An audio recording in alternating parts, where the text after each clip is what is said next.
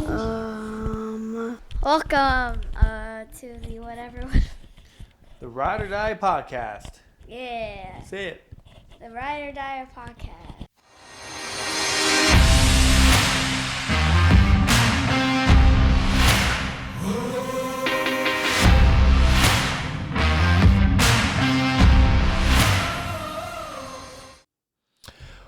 Welcome, ladies and gentlemen. I don't even know why I say that anymore. Hey, sweetheart, how's it going? I was supposed to do this last night, but I got hung up with stuff, and I was gonna do it after church, and then I just didn't get to it. I've been really busy, so I made sure today I was gonna talk to you about something. And what I'm gonna talk to you about is feelings, right? Feelings. There's especially towards other people and other things. Is this too loud? Is this too loud? Is this still hello? There we go. That might work. I like that a little bit better. There are definitely, I would say, 5 feelings that people usually listen to. And on the high scale, it will be love. Below that will be like. And below that would be neutral, where you really don't care. You don't think about it. It doesn't ruin your day. It doesn't make your day better. And then there's dislike. One second.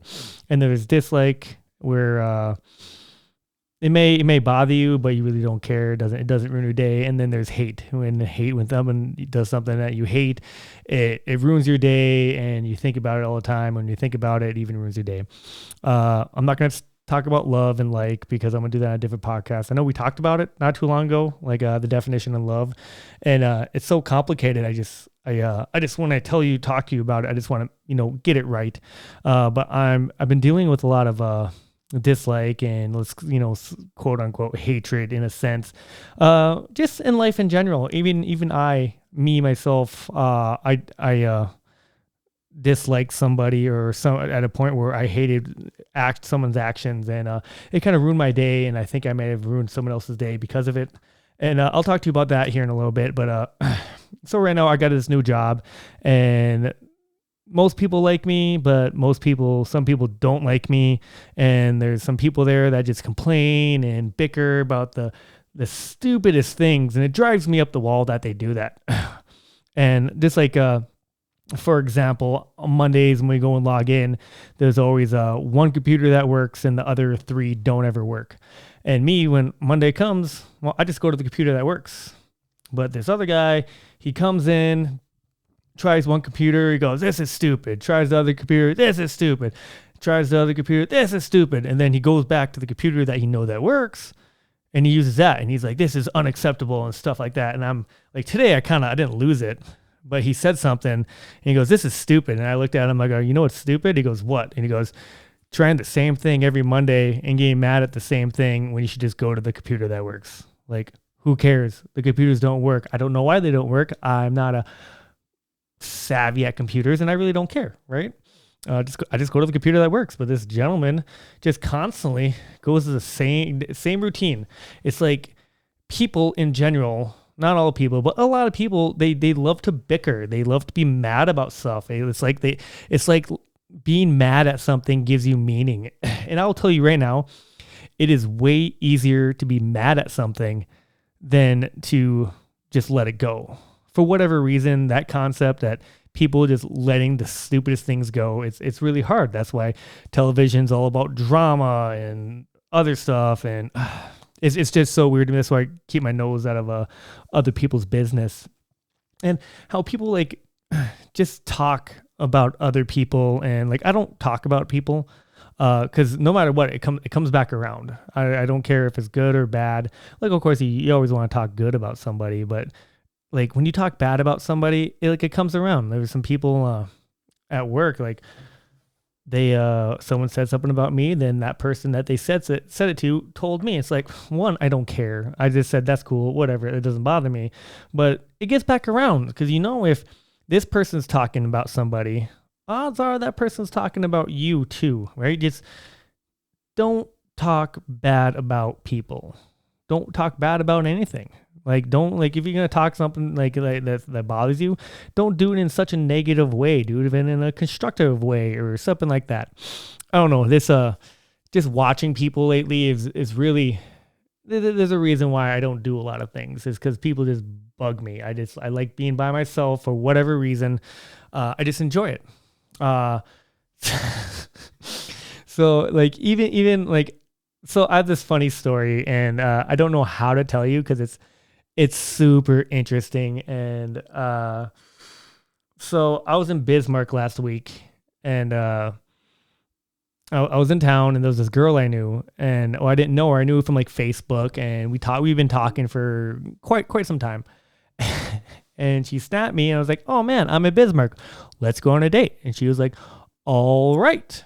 And I don't know why I'm telling you the story, but it involves something bad happened to me, but it doesn't really affect me. I think it's really funny. So long story short, I met up with this girl.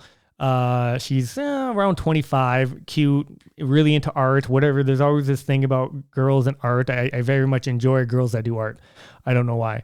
I don't think she has that much money, being a little bit younger than me. And, well, she asked me to use her phone. I was like, yeah, well, what do you need my phone for? She's like, well, my phone is out of minutes or whatever she said. I'm like, absolutely, take my phone. So she goes around the corner, and then she comes back, and story. And she's like, hey, my brother's in the hospital with asthma. Can we go to my mom's house to pick up her prescription and take it to her? I'm like, yeah, that's no big deal. So we drove to this house, and we get to this house, and this house is like this is a shady situation. Right away, my spider sense was like, something's going on. And she was gone for like 20 minutes, and she came back. She kind of stunk. I'm like, man, that house must really stink, man. I felt bad for her that, that's maybe the house she grew up in or the apartment she grew up in. I'm like, that sucks, whatever. So we leave, and we're just BSing, I got along with her pretty well. And well, then, it was about the time for the night to be over with, and I was like, well, I'm gonna take you home. And she's like, well, can I use your phone real quick to make sure so-and-so or whatever? And right before that, I got a voicemail from her, air quotations, mom. And it like you can read your voicemails, and it says, hey, sorry I missed your phone call. I'm babysitting my cousin right now. That's why I missed your phone call. And I'm like, well, that has nothing to do with your brother being in the hospital. Huh. Spider senses tingle a little bit more. And she asked me to use my phone again. I'm like, okay, you can use my phone. I'm going to watch you though. I didn't say that. But in my mind, I was like, I'm going to watch you. I'm going to catch you doing something. And so she goes around the corner. So, a couple of seconds later, I go around the corner, and she's not on the phone. She's typing some stuff. And I was like, and I walk over, and she locks it real quick. And I go, huh.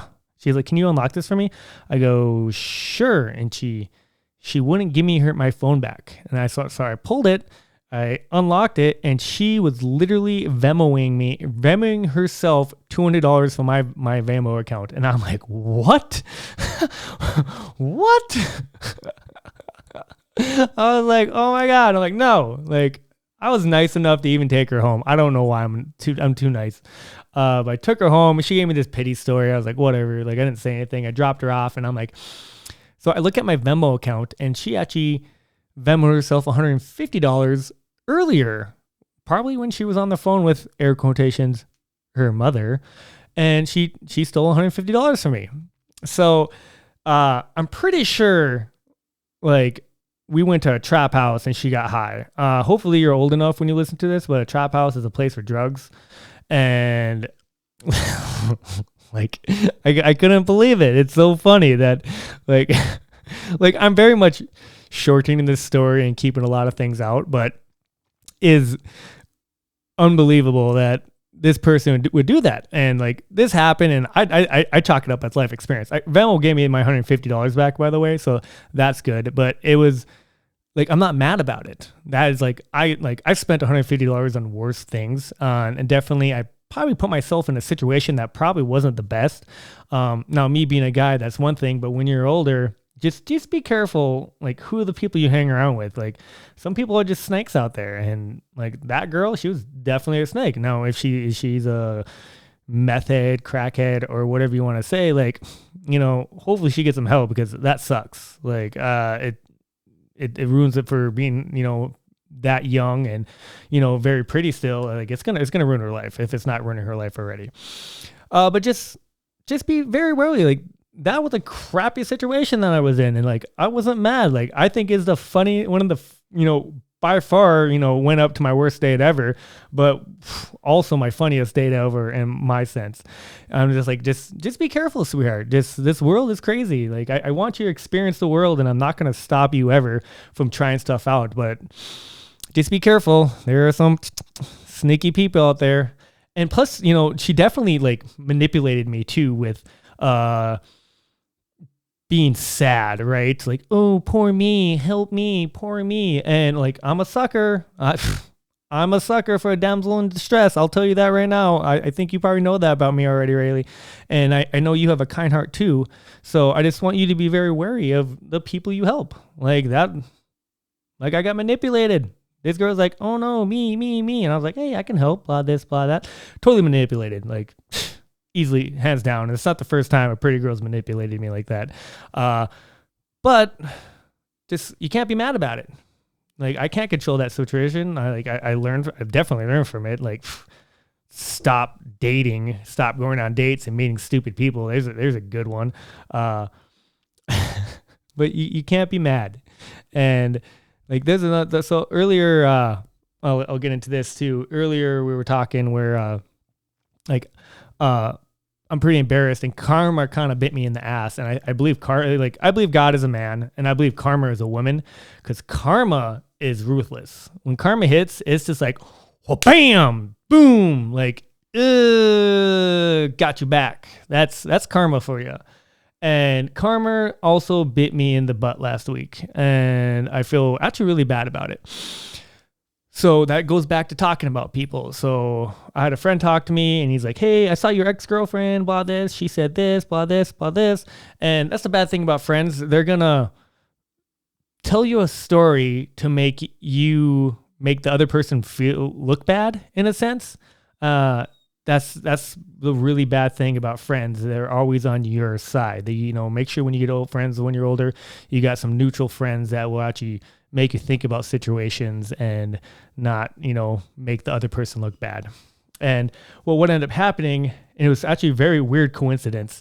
My buddy was talking about my ex-girlfriend. You probably know her. I'm not going to say her name, whenever you listen to us. And said, oh yeah, she said all this stuff. Well, and then I kind of got pissed off, and I started to, air quotations, hate, because hate is, there's dislike, and dislike is something where, it bugs you, but it doesn't really bother you. And hate is when, it kind of takes control of your life. It kind of takes control of your mindset. It takes control of your day, and just really drives that knife really into you.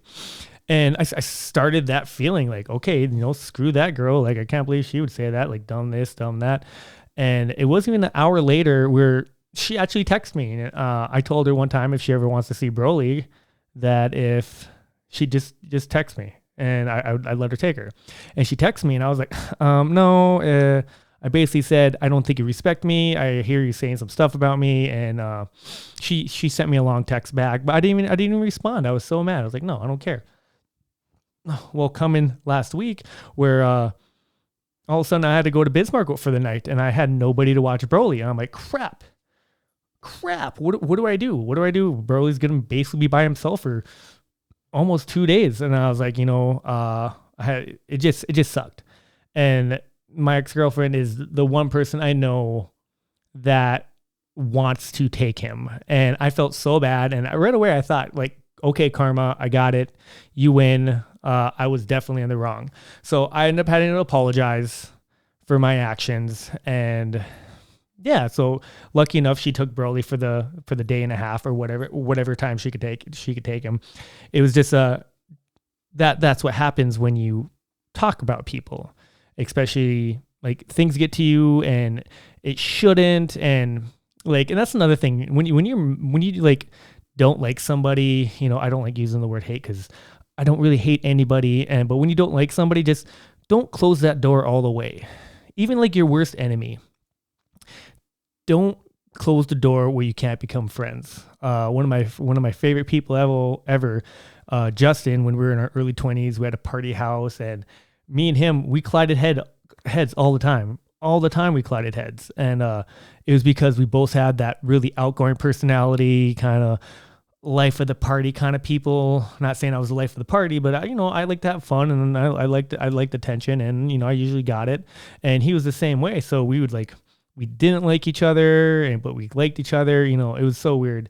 But he ended up getting a DUI where we lost his license, and we went to college together. So he's like, "Hey man, can I get a ride from you?" And I was like, "Absolutely." So I ended up driving him to college for like a semester, and we became great friends. I'm still friends with the guy. I definitely miss him. I don't see enough of, definitely don't see enough of him. But that's one thing. Never close the door all the way. And my dad told me this the other day, actually, and I took your grandpa, and it makes so much sense. Don't close the door all the way, because once that door is shut, it's shut. And if you some of the best friendships some people get are from the people that they thought they didn't like. So think about it. So when you get those negative people in your life that are constantly bitching and moaning about the dumbest stuff, ignore them, or tell them what's up. Like, who cares? Like, who cares about other people's lives? Who cares that computer don't work? Use that computer. Just the stupidest little stuff. Just don't fall into that trap. And it is a trap, because like I said, negativity really runs the world, and it takes a lot to be positive. It takes a lot not to let things get on you. Just work at it. I know when you get older, you're gonna definitely grow up way different than me. Like I'm 30, in my 30s. I grew up differently than the people in their 20s. The people in the 20s are gonna grow up differently than you, because you're you're 11 now, so and your sister and brother are going to grow up differently than you grew up. Everything changes. It's like every decade everything just expands drastically. So I don't know what I'm saying about this. I kind of lost track, and I'm actually almost at 17 minutes. But yeah, stay positive, sweetheart. Just stay positive. Keep your nose to the grind. Keep those negative jives out. Just good vibes, sweetheart. And I know you got this. I know if you do have a bad day, all you have to do is reach out. Call me. If you want me just to listen, I'm going to listen. If you want my advice, I'm going to give advice, which I don't know if it's that good, but I'll give you the advice that I got. That's all I can do. If you want me to come give you a hug, I will drive 4 hours to come give you a hug, because I love you. Okay, sweetheart. Until next week. And everybody that listen, love ya.